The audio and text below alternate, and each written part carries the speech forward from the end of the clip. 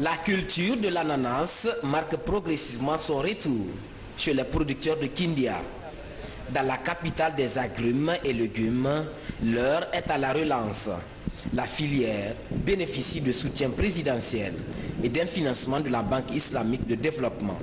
À partir de 2016, là où on a commencé ce programme de relance, on avait arrêté de concert avec toutes les parties prenantes, la primature, l'agriculture, l'industrie, le commerce, d'atteindre l'objectif en 2020, atteindre au moins les 800 hectares de culture d'ananas, qui avec un rendement moyen estimé alors dans la prévision à 50 tonnes. C'est-à-dire en 2016, on était autour de 30 tonnes par hectare en culture d'ananas et la prévision est atteinte les 50 tonnes en culture pure d'ananas. Voilà un peu les gros objectifs qu'on s'est fixés et cela sous-tend il faut augmenter les superficies parce qu'en 2016 on était autour de 400, un peu moins de 400 et nous allons atteindre aujourd'hui, c'était l'objectif 2018. Fin 2018, c'était les 600 hectares et nous estimons qu'on a même dépassé les 600.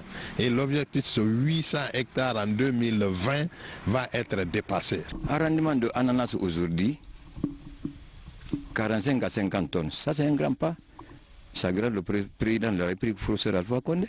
Parce que pourquoi c'est grand le professeur? Il y a tout. Il a commandé tout le entrant agricole de la Guinée à disposition de l'Assemblée nationale d'agriculture. Ça c'est un grand pas.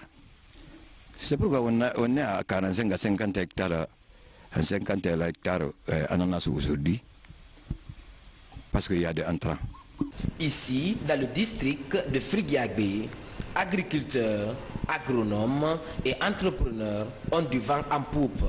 La production de l'ananas est considérée comme une source sûre de richesse. Grâce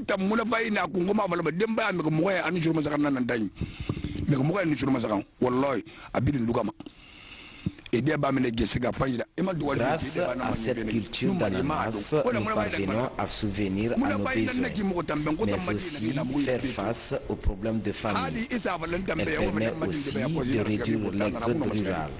Ça rapporte beaucoup.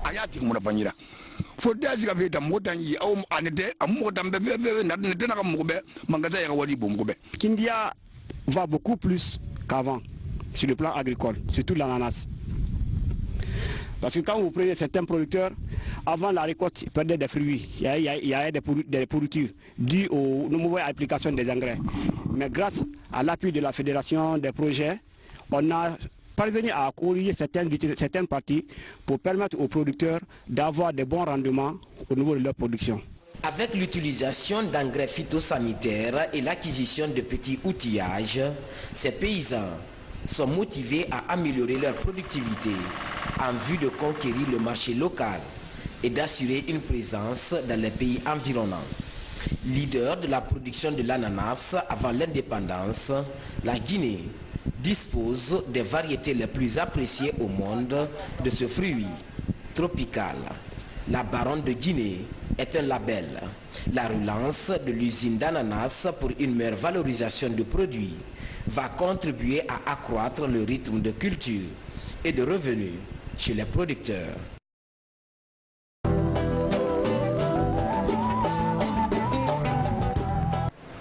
Une autre initiative présidentielle très prisée est en expérimentation dans la région forestière. Après le secteur agricole, c'est l'élevage qui vient d'être doté d'une race améliorée de porcs dans la région. Depuis 2017, la porciculture devient de plus en plus attractive grâce à cette race de porcs venue de la Côte d'Ivoire. L'objectif du chef de l'État est de promouvoir la sécurité alimentaire. À ce jour, des races comme l'Andras, Piétrin et Large White font la convoitise. Ces porcs peuvent atteindre jusqu'à 18 porcs sains à la mise bas. Pour leur chair, par exemple, un porc peut donner entre 205 et 300 kg. Près de 2 ans après, la valeur de la nouvelle race fait l'unanimité. Cette initiative a été une très bonne initiative et continue d'être une très bonne initiative dans la mesure où les porcs que nous avions au départ, ce n'étaient pas des porcs très productifs, en raison du fait que la consanguinité s'était installée et du fait que la reproduction, le croisement répété, la reproduction répétée avec les anciens mâles, père en fils, fille et mère, fils et maman, ça avait fait en sorte que la consanguinité s'était installée et ça baissait considérablement la production des animaux du cheptel porcin en Guinée française. L'arrivée de cette race, et moi j'avais eu 4, c'est-à-dire un mâle et 4 femelles, et ils se sont reproduits et aujourd'hui je suis à plus de 200 et quelques têtes. Avec l'implication du président de la République, la porciculture connaît un rythme ascendant dans la capitale forestière. Aujourd'hui, notre souci est vraiment d'améliorer la race de notre cheptel. À partir du moment où nous avons eu cette race-là, vraiment nous allons œuvrer à vraiment changer le visage de nos porcheries. Une de nos difficultés aussi, c'est le manque de moyens financiers. Avec un tel nombre, si vous prévoyez 4 kilos par jour et par tête, vous extrapolez au nombre qui est là, par exemple, il y a plus de 300 et quelques têtes, vous voyez comment ça fait. Donc, on a ces difficultés-là aussi. Autre difficulté aussi, c'est l'accès aux produits vétérinaires. Dans la région de Nzérékoré, ils sont 210 nouveaux éleveurs à se constituer en groupement. Ces acteurs du monde rural veulent, à travers cette initiative présidentielle, développer la porciculture.